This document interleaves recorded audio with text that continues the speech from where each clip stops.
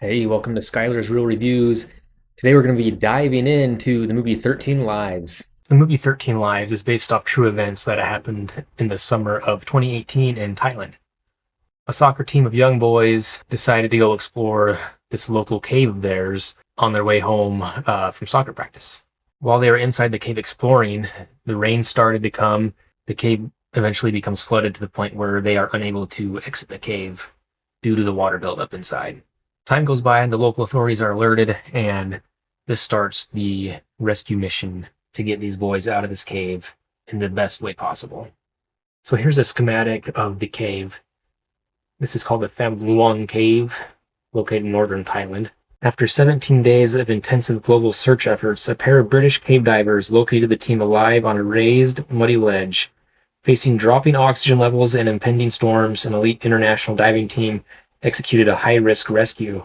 They sedated the boys with ketamine, fitted them with specialized diving masks, and pulled them unconscious through the pitch black, submerged, and incredibly narrow passageways to safety. All 13 individuals were successfully evacuated over 3 days, concluding on July 10th, 2018. The massive operation involved roughly 10,000 people, including hundreds of divers and volunteers, a Thai Navy SEAL officer who died while placing air tanks, and another Thai diver who succumbed to a blood infection contracted during the operation. So me, as a board-certified anesthesiologist and a scuba diver, I was drawn towards this movie.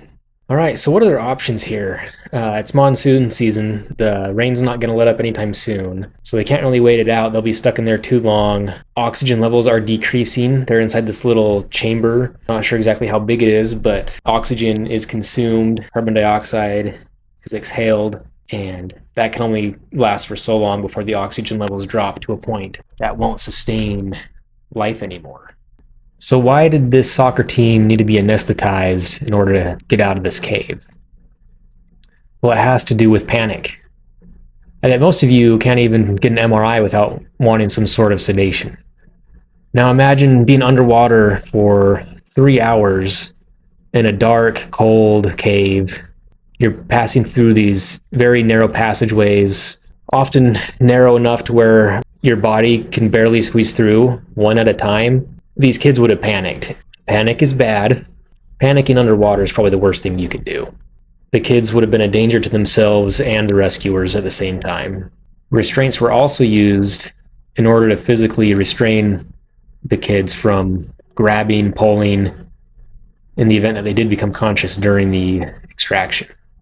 And restraints are used all the time. We use restraints in the ICU or intensive care unit for the same purposes of keeping patients from hurting themselves, or sometimes us. Sometimes that breathing tube is the only thing keeping them alive, and if they're not restrained, it's possible and has happened where they can pull out their own breathing tube and kill themselves.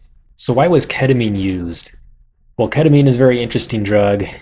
It's a dissociative type anesthetic drug, where the best way I can describe it is this. I've never had ketamine personally, but I always ask my patients what it was like when they eventually come out of it. And they describe it as like a bad trip, living through a nightmare. It's often very terrifying for patients. That's why we often give it with a benzodiazepine or something that'll help them not be able to remember the ketamine experience. But it's a great drug for this scenario because so you're out of it, your mind is who knows where, what you're seeing, what you're hearing. But as far as your body, it still has a lot of the reflexes involved with respiration. So they're breathing on their own, they're unconscious, and it's very hemodynamically stable, meaning your vital signs will stay relatively normal as compared with other anesthetic drugs that will really drop your blood pressure when we give it to you. So they gave ketamine, and ketamine itself does have some side effects. One of those being excessive salivation. So you didn't want these kids choking on their own saliva when they're unconscious underwater with a face mask. So they gave them another medication that's called atropine, and that is an anticholinergic which helps reduce the amount of secretions that they make. So the ketamine and atropine were given as intramuscular injections. The ketamine had to be repeated 2 or 3 times throughout the exit because it wears off.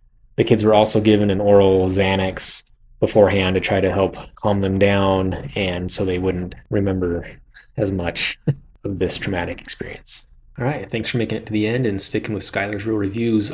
I want to place a link to the interview with the anesthesiologist slash cave diver from Australia who was actually there during the extraction. So check that out.